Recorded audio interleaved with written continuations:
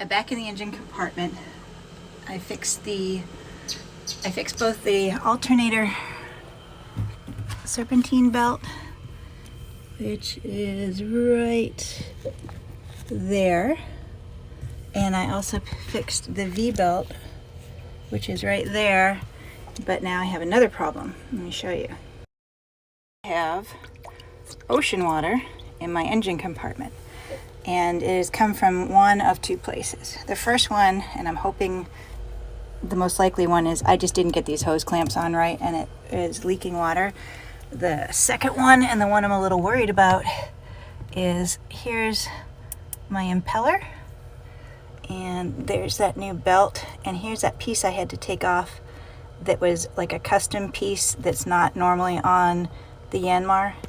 And when I put my hand down under here, it's coming away a little bit wet, which is not good. So this is, I call the professional's problem, and this is, I can fix it myself, and I'm going to show you how I get the water out of that bilge. This is a kid's toy, and so, yep, this is a kid's toy, and I just squirt the water out, and I just keep doing that until I've gotten every last bit of seawater out.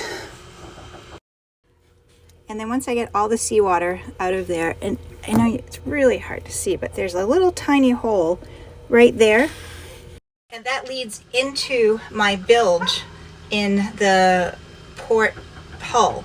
And what was happening was I came in to check on something inside the boat, and I heard the bilge pump going, but there was no alarm going, and I'm like, okay, that's not right. So I pull the floor up, and I can see the hose that this is connected to.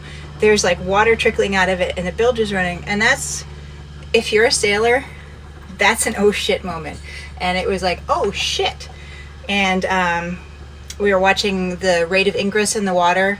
It was not too bad, but and I was pretty sure I knew, because my husband works in computer science, and what he says is you always look to the last thing you worked on as the first spot for your mistake.